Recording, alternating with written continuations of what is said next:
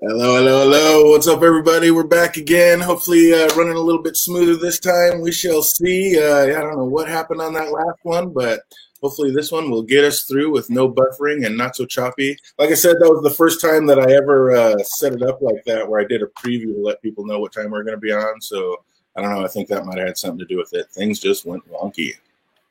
Well, I'm looking at it over on the other side right now, and it seems to be up and running. So, yeah. We just have to see if anybody else can find it. I had to type it in exactly to go to YouTube to find it. Because, I did it so fast that it didn't even pop up on my channel. Like, it wasn't even showing on my channel that it's playing yet. So, who knows? They'll try to have to catch on the replay, or maybe a couple people come back in and find it and see what we got it going on. So, we shall see. We shall see. Hopefully, they will catch up. But, just to catch up to back where we were, we had just gotten started. We're talking about this week's opening. With Miguel into his full-blown training and taking it seriously. What does a Cobra do? There's no tapping in karate. And we're talking about if Johnny was being a dick, being too harsh, or if he's just being a good sensei. And what'd you say about that, Andy? You thought he was being a decent sensei, not being too harsh? Yeah. Like, the world is harsh. And he wasn't even being that harsh. It was like a small little lesson. It's like getting slapped with a stick. Like a little bit harder, but... Like I was saying, it was kind of harsh having that pitch machine hit him in the nuts when he wasn't looking. That was definitely a life lesson. Like, always keep both eyes open. I'm just saying, like, you know, it's an important lesson. He knows, like, in his situation, there's bullies. So I just went through this. I'm gonna equate all this to me having my daughter. Like, I told her, I wish I could do everything for you, plow every obstacle out of the way for you, and you still grow up to be an awesome, high-functioning adult. But if I did that, if I'd never let her struggle, then she would not be, right? If I didn't show her, sometimes I have to make things more difficult for her. And, like, for example, I never let her win at shit. Nothing. Like, if we're playing tic-tac-toe, guess what? She's getting demolished at tic-tac-toe. Or Connect 4, Mancala, whatever game, Mario Kart, destruction. But if she ever beats me in anything, she knows she legitimately earned that victory. And, to her, like, she beat me in Yahtzee. And, God, man, she let me have it for a long time. Absolutely, as well she should. Are you kidding me? But it's that kind of thing. Like, you got to make it hard for them so that they grow. Absolutely. What's good, Jake Cruz? Good to see you out there. Did it pop up on your? Did your bell let you know that we're back on? Because we tried to do this once, and it was way too choppy, so I had to kill that stream and restart a whole nother one. So I was wondering, did it pop up and let you know that we were on, or did you just happen to click over and look? Just wondering how that came through. Wondering if everybody else, how hard it's going to be for them to find it, or if they're just going to have to catch it on the replay. So what's going on? Like we were talking how priceless was at Johnny's face when the yoga women came in, talking about changing the energy in there. And instead of being all Johnny, like looking at all these hot babes, he was just in total awe. Like, are these people for real? It's so funny. That was just pure Johnny gold right there. So out to the country club, and Daniel has a new plan. We also see that Sam has been ditched by the Mean Girl Club. Anthony, stop drinking the butter. Is this little boy, like, he better have one hell of a redemption arc, because, I mean, they are doing a real great job of making me hate that little kid. Dude, he's so hateable. And to where I'm at now, he's still pretty hateable. Like, there's no redemption in this kid whatsoever so far. Spoiler alert, he's a little jerk the whole time. He's literally just the one you're supposed to hate. It's like, oh, he would have picked his ass up off the ground so many times as I was my kid. Are you kidding me? He is ridiculous. But his one saving grace was kind of how realistic that little pissing contest between him and the other little boy was. Like, well, my dad could beat your dad. Well, my dad's better than your dad. Like, I thought that was pretty realistic and cool that they slipped that in there. Yeah, it was funny. So we start to see what Daniel's plans are, or so we think, but all is not what it seems. He never really wanted to buy it, just drive up the price. And I mean, how big of it? I mean, how bad does he have it in for Johnny? That's right. That's like what I've been saying the whole time. He's a jerk. I've said it from episode 1. I'm like, Daniel is no better than Johnny, and he's worse because now he's punching down. right? Like he's no longer, he owns a car dealership, not only a car dealership, but a high-end car dealership, right? So he's doing pretty well, and he is punching down on a guy that has a karate studio. Yeah, he's killing it in life. Beautiful wife, got the great job, great house, doing all the right things, part of the country club, and just cannot let go of this little childhood bone in the closet. Yep. It's terrible. It blows you away. So we get over to Robbie and his mom, and we see Robbie trying to be a good son, and he bought his mom all her favorite food and snacks and wanted to watch a movie with her. And mom just seems to be more interested in spending some adult time with, like, the next dickhead whoever buys her a meal. Like, what's going on with that? Like, are we just supposed to hate her? Is she evil? Is this just real life? Like, I mean, that's kind of crazy. Yeah, it's kind of realistic, and then, like, some people are just like that. They can push their kids to the side, and like, it's about them. And on the other side, can you be that mad at her and hate her for? I mean, she is an adult. She does want to have hang out with other adults. She's basically grown him into what he is. I mean, he's brought him this far. He's already not listening to her. She says she can't make him do anything. I mean, she's got a little leeway there, but I don't know. Like you said, kind of like real life situations, huh? Yeah. Like, me personally, I cannot relate to that. I would put my daughter first over everything. It doesn't matter if I have to have no friends, but I'm not everybody, right? So that's just me personally. Hey, Crew's got a good point. No teenager wants to hang out with mom, but if you're in love, and I mean, you just want a little parental guidance or love, you're hanging out with the wrong crowd and things are bad. Maybe you would want a little parental guidance and hang out with mom for a minute and try to set the world a little more straight. But mom wasn't having it. She's out for her next free meal, and just the way she talks is so gross. And she even says it. She's like, I know, gross, ooh, but it's like, come on, that's terrible. Talking about, he was all bark and no stick. What son wants to hear that? Like, come on. That was awful. That was awful. But we also see the real reason that she doesn't want Robbie to live with Johnny, what I think, and I don't think it has anything to do with love. She doesn't want to lose the child support check, which means she is really just a dirtbag.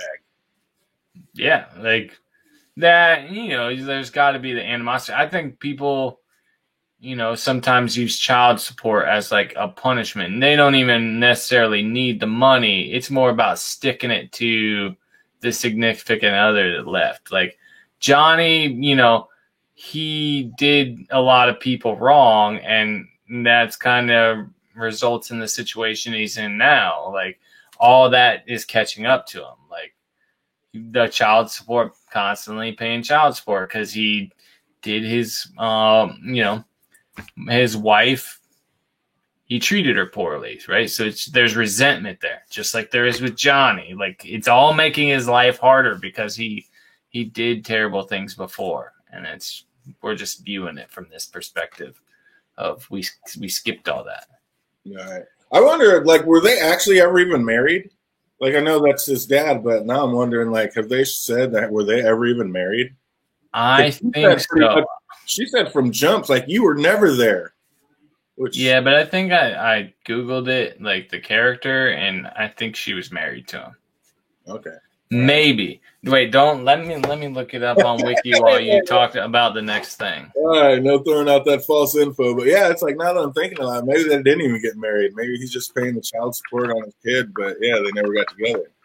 But other than that, we go back to the dojo, and what's the only reason to hit somebody? To inflict pain. And here we're reminded of the horrible mentor Johnny is. But, you don't necessarily agree with that, do you? You don't think he's so bad? Maybe that's just another real-life lesson? I think that's like a, kind of Johnny. It's broken down to its base level. He's right. Why would you hit somebody? To protect yourself. If somebody's coming at you, just to stop somebody from hitting you. It's yeah, that's pain compliance, right? You are causing them pain so that they stop attacking you. He's just breaking it down to the bare bones. You're just doing it to cause pain. All right, I like that. But yeah, there's no, Exactly. I guess when you break it down to its bare essence, that's really what it all gets down to. But I mean, yeah, and Johnny, if nothing else, is down to his bare essence. Like he's not hiding anything. He wears it all on his sleeve. What do you want? No yoga till 5, no matter how bad you need it. And it's more just pure Johnny Gold. He is like the perfect dick. But there are no women in Cobra Kai, just like there aren't women in the army. And I was just crying by this point. It's like, doesn't make any sense. I was like, dude, Johnny is the greatest. Like, they could have written him better. Dude, he's so funny. Like I said, he just skipped like 2 decades. Yeah, and he just stayed there. Yeah, okay. According to the Karate Kid fandom wiki, Shannon Keene is his ex-wife. Okay, so they did get married. As far as Wiki knows, they were married. So he stuck around a little bit. It wasn't like he just hit it and quit it and left her with a kid. It's all right. We got that much. So Miguel lets him know the kids make fun of her. Yeah, that's what happens when you eat an entire box of Twinkies every day. Dude, that whole exchange is hilarious. Like, so her love for Twinkies is genetic? Like, that was the best line. Oh, shit. That's what my dude. I love that. He's like, no, her dad has money. He's like, well, welcome to Cobra Kai. So pure and perfect, though. But if you want to be in Cobra Kai, you can't act like a girl. Wait, how do girls act? Don't give me all that. You know, emotional, whiny, never let you finish a sentence. Well, I know a few boys that quiet. That was so good. Yeah, the whole character. Yeah, for real. Like, just a funny, out of touch, like, I don't know. He's kind of like your racist uncle or some shit. Like, he just doesn't know, like, he's being racist. It's like the weirdest thing. Like, Johnny doesn't know. He's like, girls are emotional. He's thinking every girl I've known has been emotional and I don't know. It's just funny. His character's funny. I don't even know how to explain it. Even like the racist uncle is like a bad example because it's not the same. It's like he's just pure gold. It's like he means almost well, but he doesn't really care. But he's not really out to do. But if he's gonna do something bad, like there's no hiding it. You know exactly what he's gonna do. He's doing something bad. Like this is a big FU moment, and he's gonna look you in the eye and smile about it. Like funny. He's more just like, this doesn't make sense, and I'm not going to pretend it makes sense for like anybody else's feelings. Like, but I mean, and as we see and we'll talk about, and I mean, he may not be all wrong. He may be onto something. But you got to love like when she's telling him how she gets picked on, and he totally takes like the wrong side of it, saying how back in my day, they tease like men face to face. Like they just calling them all wussies and stuff. Over keyboard, like totally taking the wrong side and premise of like what it's about. Yeah, dude, that's hilarious. But that's a good point. It's about honor. Some of his principles are not that different than like Miyagi. Like it's about honor to him. Like you're fighting somebody face to face. It's like a respect. If you think back to Karate Kid 1, like that was the only reason Miyagi let him enter the tournament, because Miyagi was against tournaments, was because it was about like the respect thing, right? So that they, even if Johnny lost, he would be respected by these people for the fight, right? And so if you don't have that as an option and you're just doing it over the keyboard, that would be disrespectful. You're not a legitimate challenge. You're not giving a legitimate chance to somebody. So in principle, Johnny's not that different than Miyagi. Okay. I like that. And I mean, in principle, you clarified that, because on the spectrum, he's on a complete 180. He may be getting to the same point, but he's on the complete 180 side doing it, and how the path that he takes to get there. Yeah, true. When I'm done, you won't be sending a message with your keyboard. It'll be with your fist. I mean, it's just exactly the opposite of what you'd hear on how to handle a situation today, which is, like you said, Johnny skipping decades, which is just pure gold. So next we see Daniel talking to Armand, and we finally see his true intentions, and he conveniently slips it in that Armand is not even charging market rate, and the mall down the street is charging twice the rent. We're really starting to see, like, we're getting a sense of just how bad Daniel does really have it for Johnny. Like, he cannot let it go. Yeah, and, like, you know, his wife bringing it up too. Like, what the hell? Right? Like, there's other people that do it. Like, he doesn't care about collateral damage. Yeah, like exactly. When she talks about the mall, and we talk about that, it's like, yep, whoever gets in the way, it doesn't matter. I want my revenge, which is like, what? Yeah, and he was kind of the same way about the other car dealer, right? Like, he goes over and, like, halfway threatens the guy, right? Like, sure, the guy's embarrassing him, but you barged into his place, like, and ruined his big sales. He's talking fleets to this woman, and Daniel has been talking about how he's a rob and scam, and like, dude, I've been messing with him too, like, you ass. Yep, and then he assaults him. So, like, on spot. Yeah, I'm just saying. I was waiting for the to come in for a case on that one. I'm telling you. Oh, we also hear the real reason Armand got kicked out of the country club. Everybody does it. Which makes the line Daniel said earlier that that's the reason we all wear flip-flops in there. Am I right? A whole lot funnier. Like, I was crying when they put that in there. Like, it's cool when the writing can bring something back around like that. Like, that was pretty cool. I knew that instantly. When he said that, he's like, that's why we wear flip-flops. I was like, oh, wait, he peed in the shower. He got kicked out for peeing in the shower. And I'm like, well, that's not that bad. Everybody does it. I'm like, awesome. So you're I guess here. Yeah, I was with it. Like, with the writer, I was like, oh, yeah, that's funny because I've had this conversation with my wife before about everybody peeing in the shower, and she doesn't believe me. But I get it in a public shower, like, because, you know, a shared shower, I don't want to do that. Well, I can assure you 100% not everybody pees in the shower. Oh, everybody does. Never pee in the shower. You're wasting time. They say you're wasting time. That sounds so gross to me. I know. I mean, yeah, the water's running, but yeah, that's still disgusting. I don't know. I'm not no, I don't do that, won't do that, and I'm not on. But yeah, that was pretty great. When they brought that back around, I was crying. I was like, holy, because I was just like, yeah, you wear flip flops because I did not put enough thought into it. So when they brought it in and brought that one home, I was like, out to the mean girl smoking weed in the car, and this is just another great scene. These two are like, those two are great actors. I mean, almost a little too good. Yeah. About how that homeless lady screaming when Sam jumped in the back, like, oh my God, we thought you were a poor person. Like, like they turn so hard into like the stereotypes and stuff sometimes. Like, it's just funny.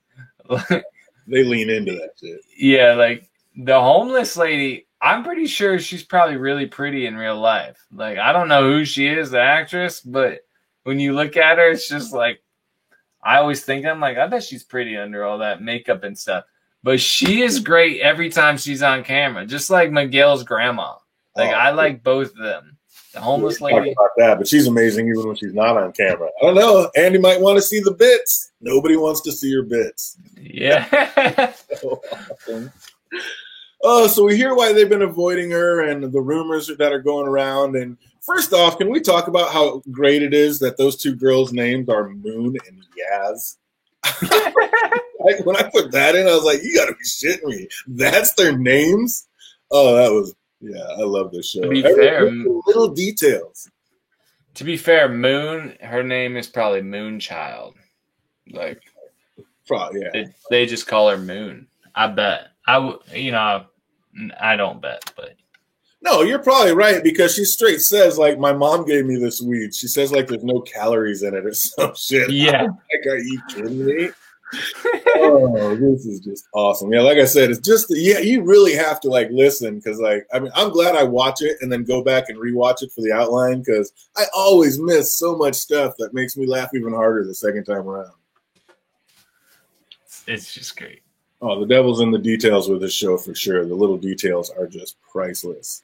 And how shallow do you have to be to drop a friend because some boy said that he claimed that she was like better? This girl said she was better than they were. Like, I mean, I don't know. I'm surprised it kind of took her this long to see how lame they were. The mom definitely had it right. Maybe it's better that you're not hanging out with these two, huh? Yeah. And that's a weird thing. Like, I don't know. Because they kind of do the Mean Girls thing, but then they drop it at that point. Mean Girls would be Mean Girls. They would be, you know, trying to get at each other's throats. I don't know why they didn't. Oh, yeah. And then the one's mad. She's like, you've been purging without me? It's like, oh, my God. So you see the fix without them. But like I said, the details in this when they go back, when you really listen and cue in, are just priceless. It's so awesome. Oh, Jake, I wonder, did you see this? Did this come through on your bell or did you click it? Like, I was wondering, how did you see the thumbnail? Because I had to type it in exactly just to find it. So I'm wondering, like, if it even hit my page yet. Because usually, like, that stuff won't even come. When it comes from StreamYard, it won't hit my page until, like, a half an hour after we close it down, which is awesome for live streams. But, yeah. Let me find it on mine. While you're looking at that, we'll go back to Time to Train the Newbie. Johnny being Johnny says, I thought you said women were equal to men. Sure, what you've learned. No holding back. And you're just like, oh, my God, is he really going to blast this chick?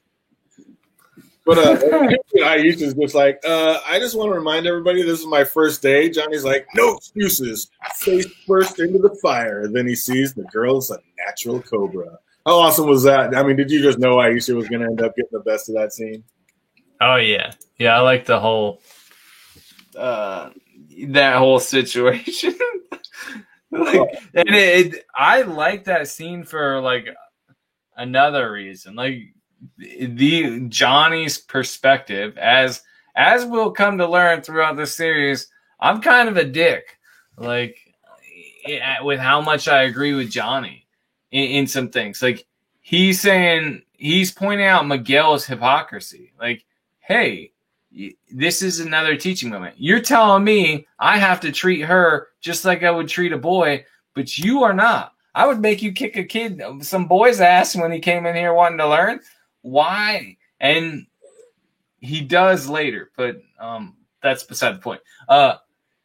Why won't you do it to a girl? And he's like, oh, okay. Like you're showing that hypocrisy, and I like that. Like I agree. But I'm not saying you should hate girls. Like I'd like to remind everybody, this is my first day. Like I'm just gonna get my ass kicked. Like, is this like being jumped into a gang or what? She has no chance. Only that she will. If that's his rule, like he kind of beat up Miguel, right? And he gave it to Miguel. Miguel had no chance. So when you look at it like that, absolutely. I mean, fair is fair. Yeah. So I mean, at least he's principled. And he stands with his principles. Like, I agree with that. What, you can always trust a person like that, right? If they're principled and you know their principles, then you can know their actions and trust what they're going to do, even if they're a shitty person. That's true. Again, bare bones. I mean, Johnny wears it on his sleeve. You get what you get with him. He's not hiding anything. So Johnny here is arguing next door, and we find out that Daniel's plan is working. He wants to double our rent. See, son, you have to be tough. You're a big man, Dad. Like, these guys are just too great. But then it pans over to Robbie looking up to his dad's bio online, and while he's doing this, his mom burst in with her latest free meal and talking about being quiet, then gets louder. Like, she knows this is a one-bedroom. Like, she couldn't be bothered to just look over and see that, like, the laptop screen was on and glowing in the dark and that her son was still awake. Just absolutely no remorse with this woman. She's hammered. Where does this guy say he works at? Oh, like, he's like something like TBS Biz or something. Yeah, it was like some... I thought it was some rinky-dink place or something, and that would have been so much better if it was, like, just... I think he's trying to act like he's in the biz or whatever. So I think, he's just trying to talk a big game. He's probably like the gopher that gets coffee or whatever. But, it was way too much. She wasn't drug in there. Oh, yeah, that's true. I'm talking about Aisha. She came in there on her own. So she definitely had to take, if she wants to go through the training, she had to go through it. And, man, she did it. But she happened to be a natural cobra, so it all worked out. Between this scene and The one he was like all bark and no stick lines. Like, can we even feel sorry for the mom? Like, has she just lost her way? Like, or is she literally just like keeping this kid around for a monthly check? Like, is she just pure evil, or is she going to have some redeeming qualities by the end of this? I mean, she'll probably have some redeeming qualities, like eventually. That's the whole thing, right? Like, the whole show is kind of about redemption for the most part. Like, Johnny's the villain, except he's not in the show. So no, he's the anti-hero for sure in this show. Absolutely. Yeah. So and you can see his perspective. Is it, life is about perspective a lot of the time. Like, what you think is a bad person, I don't know if it's got to that episode yet, so I don't want to say it. Have we got to the episode where he talks about what happened with Daniel, like why he doesn't like Daniel? No. No. Okay. That's it. Reel him back in. But that's next week. Okay, there we go. So next we have Johnny at the pawn shop trying to come up with the extra rent money. And how much for this Nintendo? That's an Atari. I just love like how he gets all uppity. Well, you just lost the opportunity of a lifetime. It's like, I wonder how many times they hear that line in the pawn shop. Dude, probably tons, right? Like, how my favorite thing wasn't the Atari. It was like those gold coins that you always see commercials for late at night and shit. Like, it's like, I have a sign of authenticity right here. Oh, it's got an eagle on it and everything. I was that was so. I was laughing so hard because I always think that in those commercials whenever I see one. I'm like, well, yeah, but a ticket of authenticity for what? It's not like, it's not U.S. currency, so what does that matter? Yeah, and from what? Like, okay, it's an authentic piece of shit. Okay, you just verified it's an authentic piece of shit. Like, what does that even mean? Is someone counterfeiting these things that are worthless? Like, why does it need that? Yeah. Dude, I was loving that. That whole 80s pure sale gold. It's like that's how they sold it back in the day, just with a quick line and not quite telling you the whole truth of it. No, it's authentic. It's an authentic piece of shit, but it's authentic. Oh, how long was Daniel stalking Johnny to be able to come in right when he was buying that beer and ask for the red spray paint to kind of let him know that it was him who did all this? Like, how long did he have to be following him in that car and stalking him to be able to time that? You know what I mean? I think you're looking into it too much. You got to think 80s consequences. Yeah. I mean, I don't know. You heard the car, like when Johnny was walking, you heard a car following him. Like you could hear the car behind him and you're like, oh my God, is somebody going to jump Johnny? Like they're kind of building up that suspense. And then he goes into the store and then all of a sudden you see it's Daniel coming into the store. So it was Daniel. Like, and I think they're kind of showing you that he was stalking him, like following him. Like I said, that wasn't just timing that he just came in and happened to be at the store at the same time. What would Daniel even be doing there? Yeah, I don't know. He was just going to gloat and he happened to see him going in there. I don't know. I'm just saying you can't look into it that much. We're not talking about Game of Thrones here where there's like some little hint that's going to teach, you're going to figure out the end if you can just put all the puzzle pieces together. Right. I just think it was weird how you heard the car behind them. So they're kind of like, if you're really paying attention, they were kind of making it seem like this car is following them.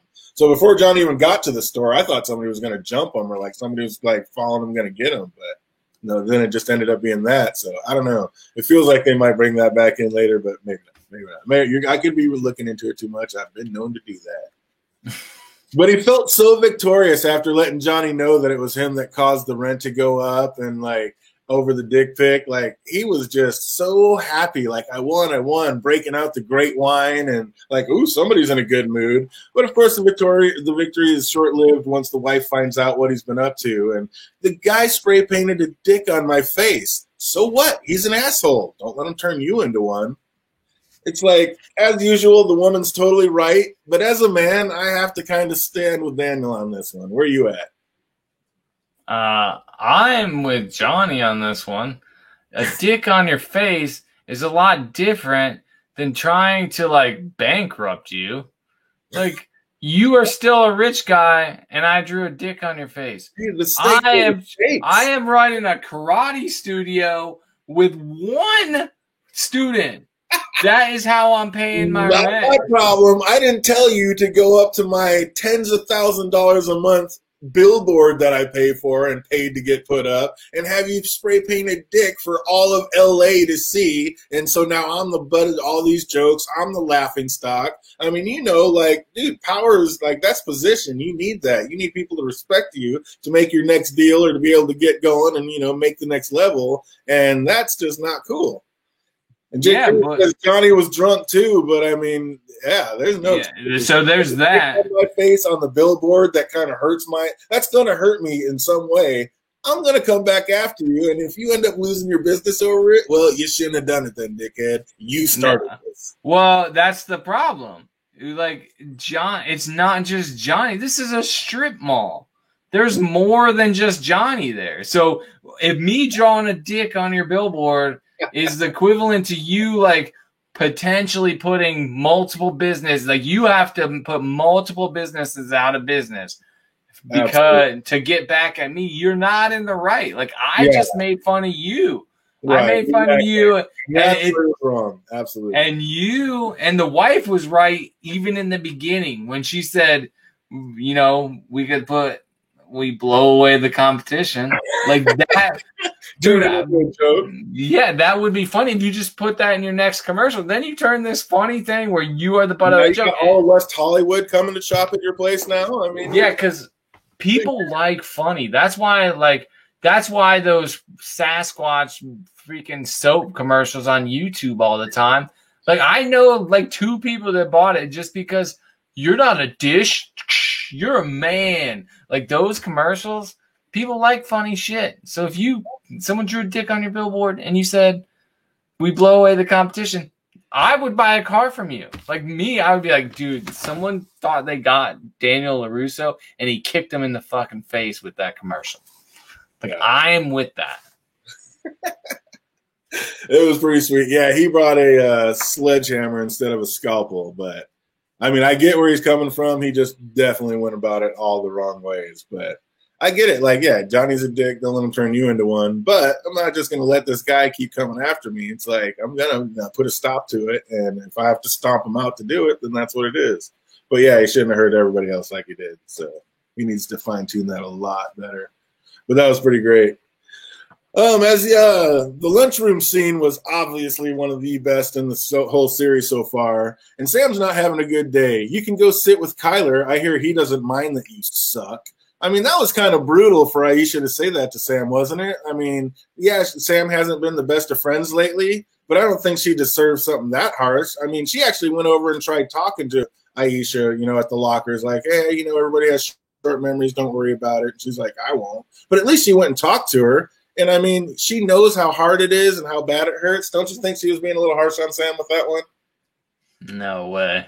No. One snide comment is like, did Sam stand up to her friends and be like, hey, you know, that's my friend Aisha? No, she bailed on her friends. Like, and Aisha's been cool the whole time. She was like, when they were going to go as their funny little costume, she's like, yeah, I would have tried, I would choose sexy over funny too, but I don't have that option. Like, she recognizes that. Like, she understands that in her friend, but once her new friends start, like, making fun of her, and now her oldest friend doesn't defend her, one little snide comment, I think she can handle it. That was a pretty brutal snide comment from where she was at and all the kids talking. And I mean, I don't know if you ever had that. I've totally had that where everybody's like saying you did something where you absolutely did not do, and it becomes a whole thing. And it's like, it gets super, super irritating when you're getting blamed for something you didn't do and everybody's saying it. Like, that's annoying, especially when you wish you would have done it because it would have been amazing, but you didn't. And now it's like, I didn't get the glory on either side of it, but now I'm taking, it's like, oh man, just taking the worst of both ends of it. Like, I hate that more than anything. It's like getting blamed for something that I didn't do. Yeah. Like, I get it. Even if it's my MO, like if I didn't do it, I didn't do it. And I get really mad about that. So I can understand it. I can understand her being mad, but still. So. Yeah, I don't think it's on the same level. Now, I think that scene would have been so much cooler if Sam had knocked Kyler out. I mean, she was like clenching her fist, getting ready to do it when Miguel walked in. And especially like after she gets it, that she gets it from her dad line, like, hey, you know that billboard? It looks like she gets it. Like, dude, I would have loved to see her just bring the love. What's up, Bison Spots? I see you out there. Good to see you, buddy. But yeah, I was like, that was so funny. Like, I like how they tie in so much stuff. Cracks me up. I mean, I wish Sam would have been the one to do it. I mean, for the show, they had to have Miguel be the guy to do it to get all the students there. But I don't know. I think in that scene, I think it would have been great, a lot better to watch her beat his ass. We already watched her beat his ass one time. Like, she could have easily taken him.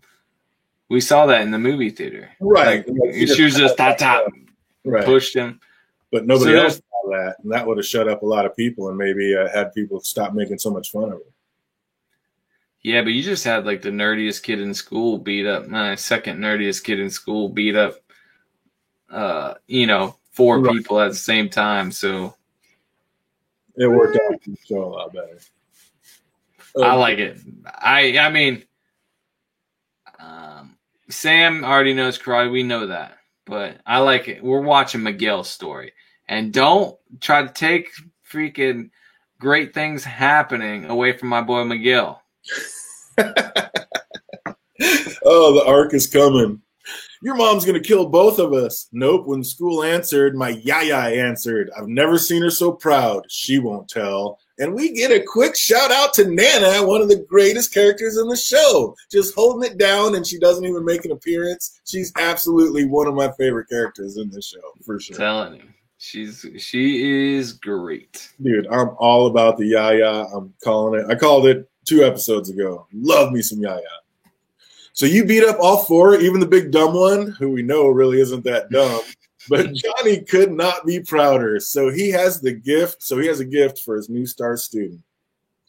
And of course, as everything in life, timing is everything. And on his way out, or on his way over to talk things out with his dad, Robbie sees him hugging another boy his own age. Seeing as Robbie's probably never had a hug from dear old dad, this image really seemed to hit home. I mean, and it also seemed like Robbie was carrying his suitcase. Like, it looked as if Robbie was coming to, like, maybe take Johnny up on his offer to live with him. He was, because that changed, like, he felt rejected by his dad his whole life, right? And, like, his dad only wanted to reprimand him. But, like, once he realized he was wanted by his father, that's an option. Robbie's not a bad kid. He's just in a bad situation. It's just, and he realized, like, oh, I'm wanted, and then goes and sees that. Like I said, 80s style misunderstandings constantly, and it's great. Because the show doesn't take itself too seriously, that's why I'm okay with it. If it took itself seriously and there was all these dumb coincidences, I would be mad. But it doesn't take itself too seriously, so it's like the perfect. I like all the coincidences. Counterbalance, if you will, the name of this episode. Yeah. And that's how it all brings it in and ties it in. Absolutely. Definitely Spots. I'll check into that. That's awesome. I'll definitely look into that. It looks cool. So Daniel-san heads out to Mr. Miyagi's grave looking for some clarity. Listening to Daniel, we see he's no dummy. He knows what's up. He knows exactly everything he's done wrong, even realizing that Miyagi was probably faking knowing everything like he did for the most part. And I think we kind of touched on that last episode. Like, Miyagi didn't know everything. I mean, he just kind of acted like he did, talked in broad strokes, and it could just kind of worked out. Yeah. And they'll do that, like, throughout the show. It's kind of tough being, like, a mentor, right? Like, you have to kind of pretend like you know everything. Like, my wife with my daughter, she, like, will tell her, like, I don't know. Dude, I just pretend like I know everything. And my daughter's like, cool, I'm going, dad knows whatever. Right. You sure when she's 20, she's going to be like, my dad made up so much shit. But right now, it's very important that dad is Lord and knows everything. Yeah. Absolutely. Daddy is king. But then he remembers the lesson of balance. It wasn't just for karate, but for all of life. Daniel seems to now know what to do. So we head on back over to Johnny's, and Johnny's on the phone with Armand arguing about the rent when lo and behold, what's this? After the lunchroom ass whooping, excuse me, half the students are ready to see what the Cobra Kai karate is all about. It's like it looks like Johnny's finally going to get some students and be able to make rent, and looks like Cobra Kai is back and has life injected. It's like, this is going to be rolling, huh? This is the direction it's taking. You already knew it had to happen, right? Right. So Daniel's clarity also seems to be that he needs more karate back in his life. Is this the balance Mr. Miyagi was talking about? Like karate and like, is that what he was supposed to take out of that? Yeah, I always thought, I'm going to go on a tangent like I tend to do. But like with Star Wars, right? They talk about balance in the Force, and the Jedi always took that as no dark side. But that's not balance. It's unbalanced if there's only the light. There has to be like a kind of dark and light to really have balance. That's what balance is. There has to be a counterweight. And so if he doesn't, Cobra Kai has to exist. Miyagi-Do can't exist on its own, and Cobra Kai can't exist on its own, because they both give something to a different type of person. Right? Like Daniel was hot-headed. We saw that early, and quick to fight in the Karate Kid movies, right? And Miyagi like settled that down. Whereas we're learning that Johnny was kind of like a wimp, and he got put into Cobra Kai and became stronger because of it. Or have we not gotten to the wimpy Johnny stuff yet? I think that's in the next little bit. Episode. Yep, that's right where we're getting ready to come up. Last thing, closing out this one. Back to the dealership, and Robbie thinks he's found some clarity of his own. This is exactly where I want to be. Isn't it ironic? He finally gets to hear words "welcome to the family," even if it is the LaRusso family. Yep. It's like, finally, I was like, oh, did he finally find a home? It was kind of funny to see Daniel make such a big deal of putting his headband on after we saw how much shit Johnny got for wearing his. I thought that was a price to end this one. Like, nice headband, bro, Ham. Like, yeah, because it is kind of ridiculous. Like, but you know, it was just that exciting. Like, it's for the people, because obviously, even if you watch the show and you see Johnny's perspective, you're not necessarily going to agree with him, and you're still going to be on Daniel's side because you don't agree. Like, sorry, I just was thinking about next episode. But if you don't agree, you might not agree with him. So it gives you both people to do. So I think it's important that Daniel comes around. But Spot says, Andy, with the Star Wars analogy, superior analogies here at DJ's. That's right. Superior tangents as well. No, inferior tangents. But so moving right on into season 1, episode 6, Cobra Kai. This one's called Quiver. And quiver means to tremble or shake with a slight rapid motion. It also means a group of cobras, which I did not know before this episode. I don't know why I got so excited reading that, but I was like, this is going to be a good episode. I have a feeling. We start this episode with a flashback to 1979, and it is young Johnny rolling around on his Schwinn bike. We see him get his first glimpse into Cobra Kai, and it is love at first sight. Would you fade into present day, and now Johnny's a sensei. He actually has a dojo full of students. Nice shirt. Thanks. I'm joking. It sucks. And I'm like, yeah. This is going to be a great episode. Word of advice, if you have shit for teeth, don't smile. I was just like, half of me is like, what a dick. These kids could have stayed in school to be teased. But part of me is like, it's actually not bad advice. Loving this opening? Oh, yeah. This whole episode, like, this is what I was kind of hoping for. Like, because you can't just have him ragging on it. It becomes like a bullying situation if he's just like messing with Miguel the whole time, right? Like if he's just constantly knocking Miguel down, so you got to give him more people to be witty up against, right? So I like the whole lip thing. That's my favorite. Yeah, that turned out to be a thing this episode. That's fantastic. But it's like, dude, you just walking through, like, God, it makes me feel like a virgin just looking at you. Like, I was like, this is priceless.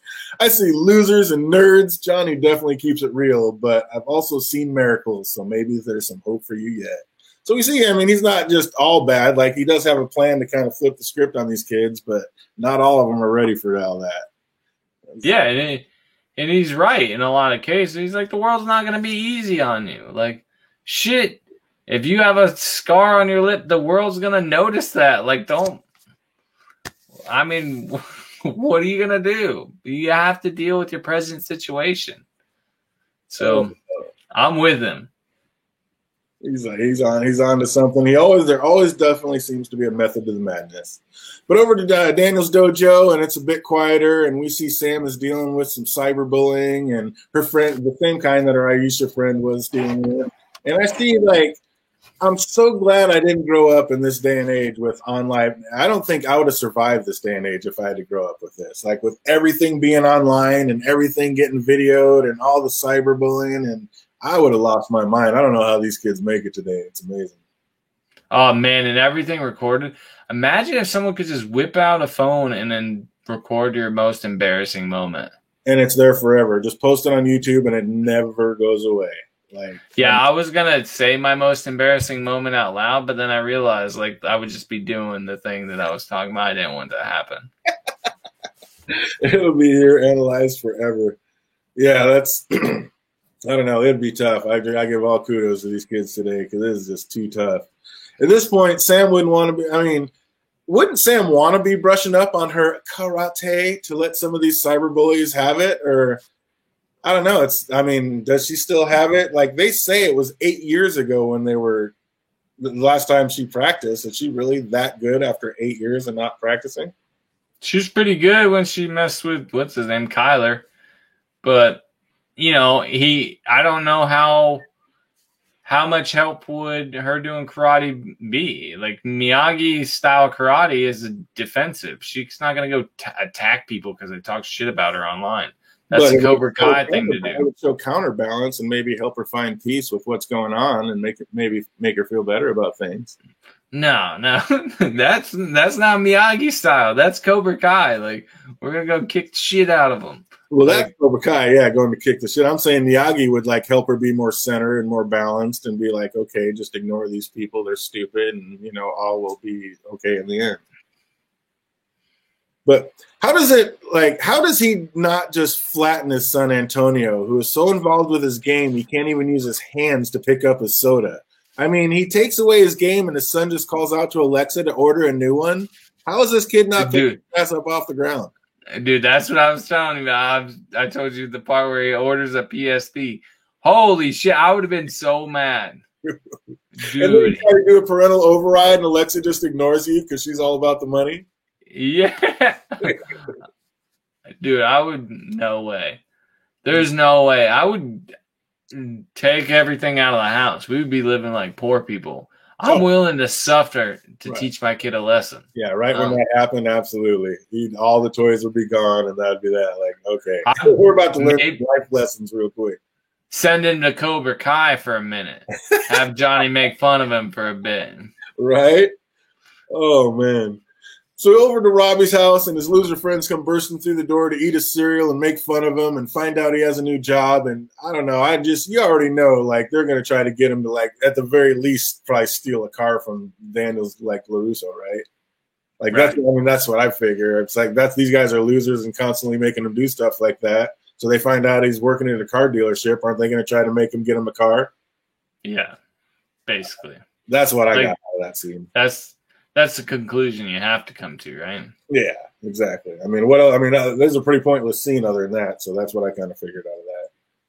Like, come on, Tits, you can do better than that. You have the weight. Use it. Just pure Johnny Gold back at the dojo. Here, plant your feet. Are you sure you're even right-handed? I mean, just, like, they were real quiet, but if you heard it, like, every line out of his mouth was just amazing. Yeah, it's funny. It's just like, stuff you would want to say to people, but like you just don't say. Like a normal person doesn't say it, even if you think it, and he just says it out loud. He has no filter. Yeah, it's amazing. He's like, the world is real. I'm gonna be real. Like that's. Oh, and then the little nerdy kid tries to step up, and he's trying to do the right thing, but he's like, this guy knows the Nazis lost, right?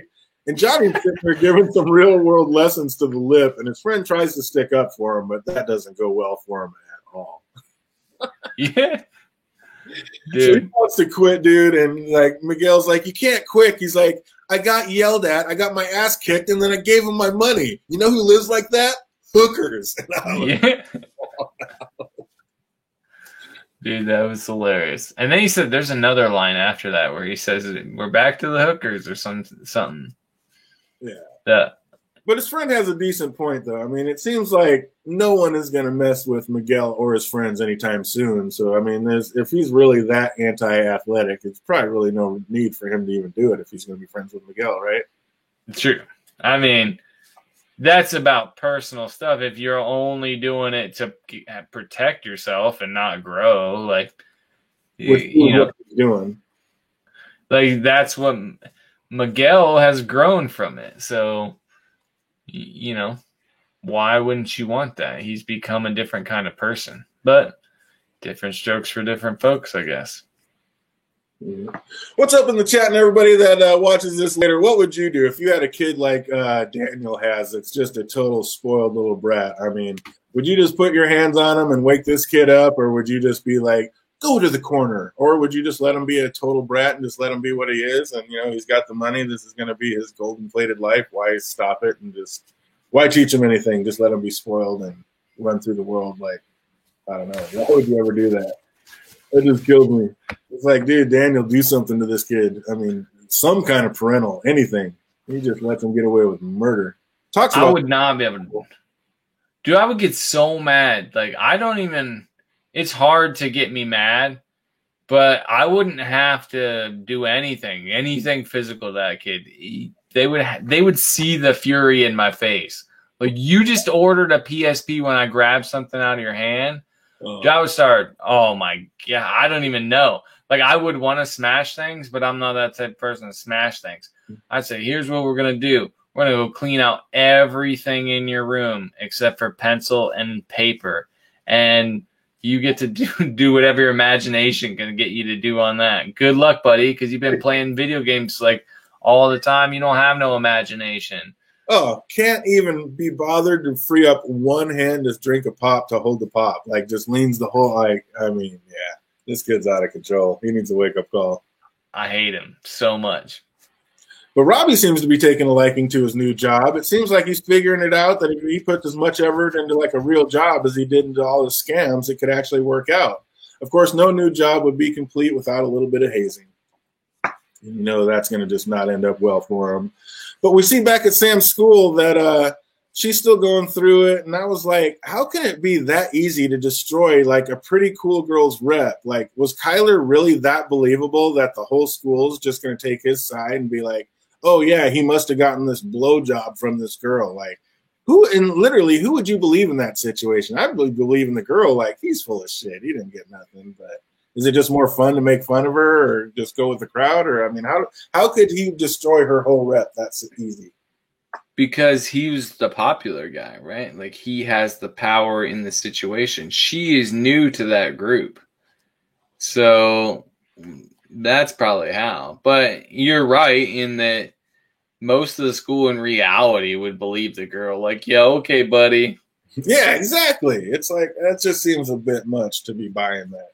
Like, the whole school is just going to be like, oh, he must be telling the truth. She must just be the fool. It's like, come on. Like, little boys are lying about that. So, yeah, I think that it's a little bit much like that. It's like, I didn't think that took me out of it a little bit. I didn't think it was that believable. But I like how the nerd didn't want to raise his hand to have Sam be on his high school, like on the lab team with him. But when she walked by and like barely touched him, like he just takes this big whiff of his shirt where he touched him. Like the first time a girl's ever touched him at all. It was awesome. Dude, that kid's funny. Yeah, he's comic relief. He plays the perfect nerd. But Robbie gets duped into doing something stupid, and then this gives him and Daniel a great chance to bond. Like, is this the start of a new like Miyagi-Do relationship? Like, they were a little over the top obvious when Daniel's teaching him how to punch right out of the gate, like little forewarning or foreshadowing that, hey, this is going to be Daniel's new student. Yeah, right. Like, that's the whole balance thing, right? Miyagi is a special kind of thing. With Robbie, a bad kid needs a different kind of karate than a good kid, right? Like, the good kids who are timid need to learn confidence and have the guts to act first. Whereas someone like Robbie probably needs to learn to hold back and to calm down the defense approach. Yeah, and he just needs guidance, period. I mean, he's obviously smart as a whip, but he needs someone to show him the right way to do it. He's had absolutely zero guidance between Johnny and his mom. I mean, it's lucky this kid's as good as he is right now.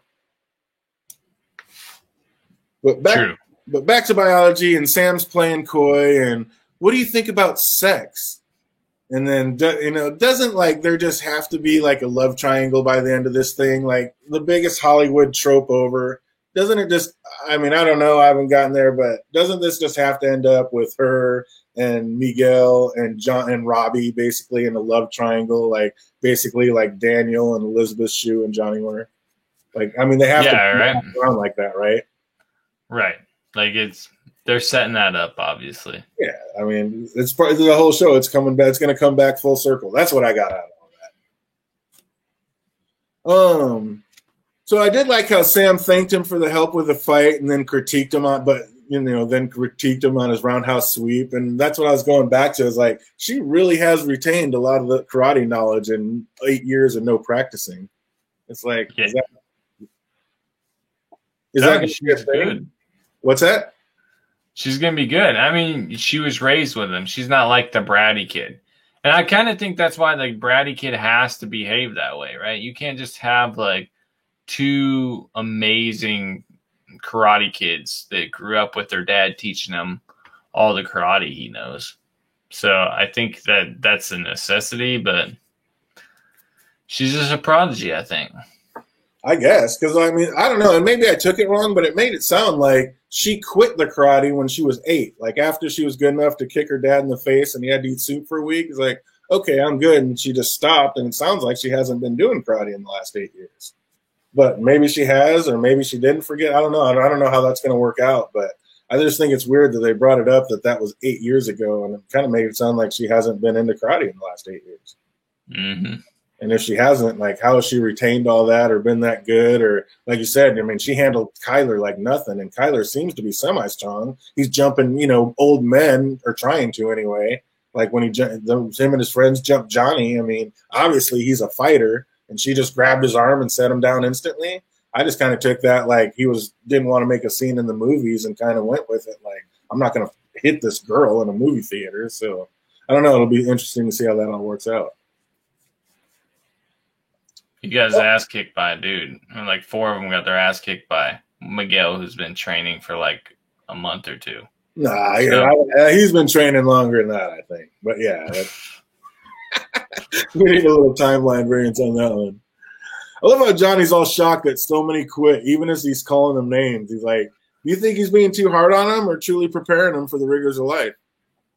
I think he's thinking about it from his perspective, right? Like, in his time frame, people made fun of each other face to face, or like in the 80s when he was a teenager, that wouldn't have been a big deal. Like, you were degraded. Like, I don't know. I played a lot of sports, so that isn't that much different than when I was growing up. And I grew up like in the 90s, and right.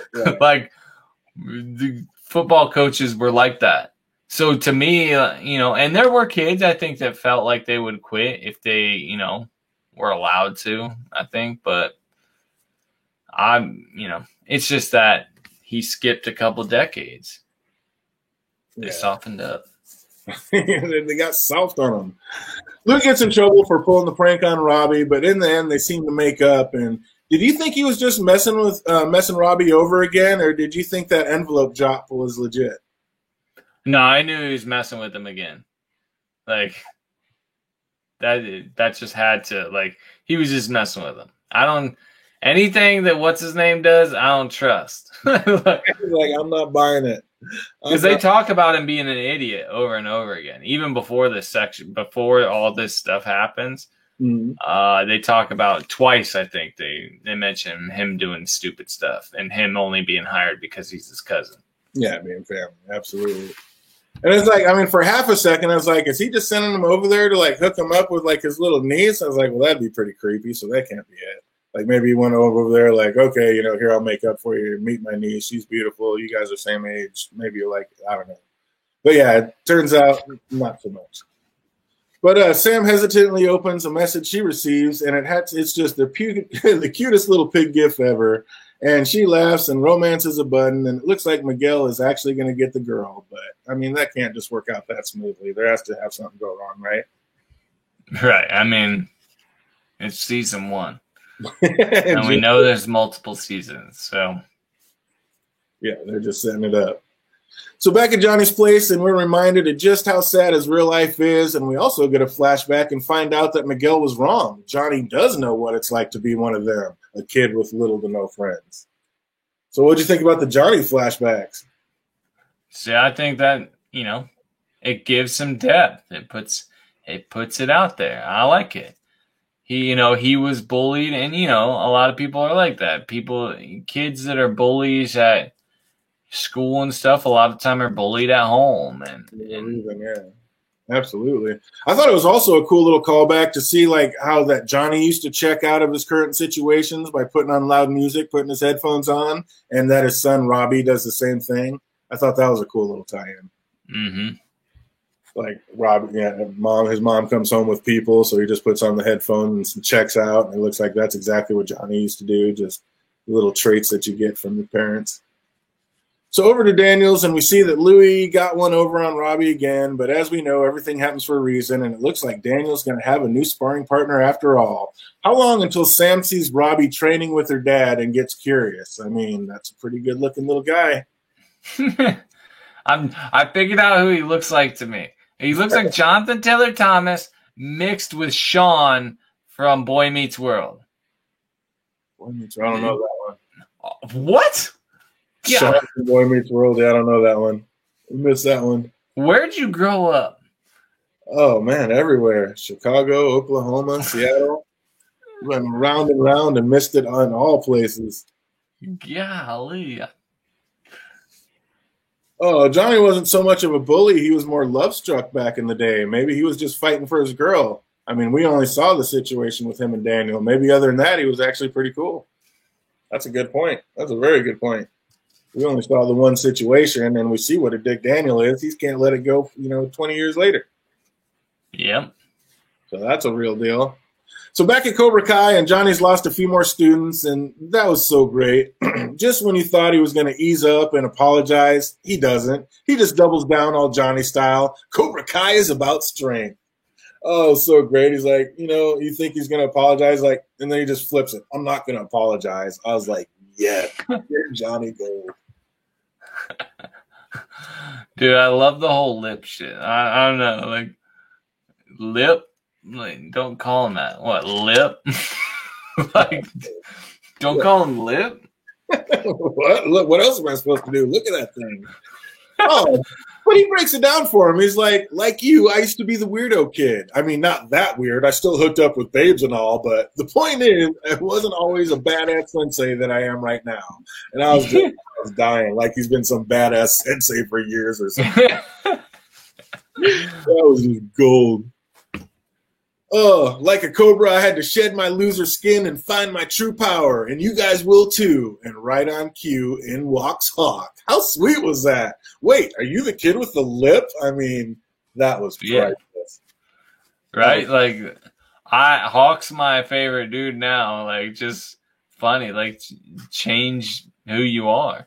That's what he said. He's like, what'd you do? He's like, what happened? He's like, I flipped the script. That's what Sensei said to do.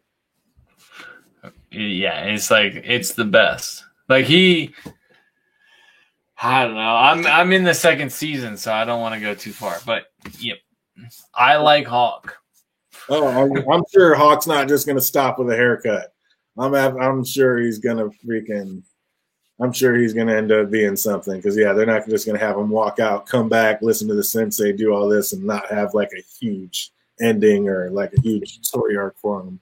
But isn't that like a good lesson to learn? Like if you like misdirection, like if you don't want people to notice something, make them notice something else. Like be known for something else if you don't want to be known for this thing.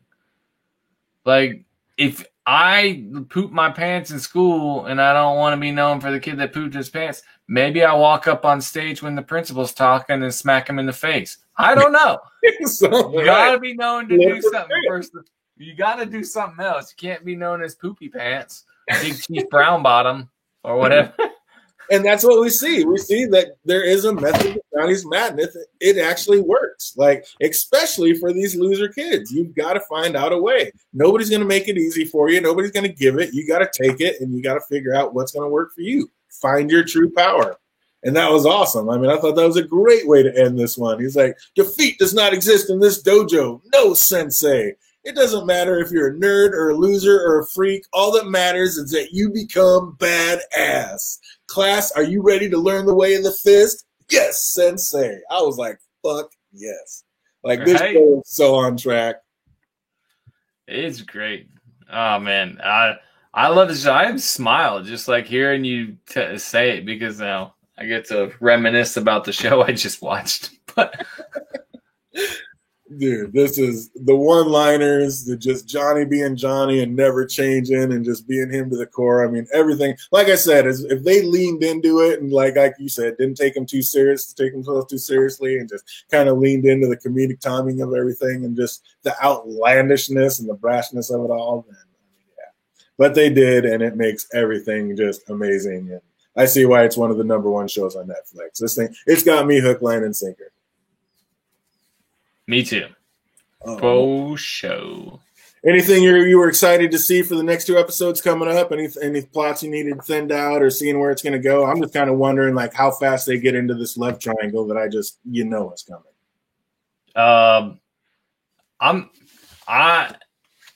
I know how fast. Like so. Right. I don't want to say. Have you watched all of season 2 already? I have now. Yeah. He's like, I have now. Nice.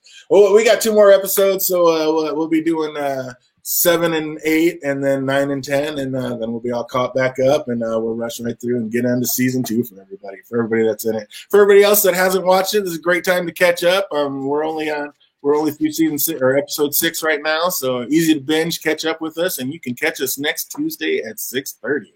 So, anything else to say out the door? Anything about this show that you want to get in, or let them know, or see what's up? If you're gonna try to keep up with the stream, it's gonna be tough this week, this time period, right? Once you've gotten past episode 3, 4, it's gonna be tough not to just binge like the whole series. I don't know how DJ hasn't done it yet, honestly. DJ is busy, and it's hard enough right now to outline for Tuesday time. That's how he does it. Oh man, but yeah, so much show to do, and it sounds like for everybody out there, fantasy football wise, we just can't help ourselves. We are absolutely going to be firing up a stream here someday this week, and for everybody with your fantasy football team, we will be checking in with you and seeing how everything is going for you and yours, and are you depleted from all the injuries this season. But for everybody else, we want to thank you for coming on by, and sorry for the technical difficulties earlier. For those people that were in that first stream, didn't make it back, hope you can find this on the channel and find it, and hopefully things will go a lot smoother next week. So you guys have an absolutely amazing rest of the week, and until then, be easy.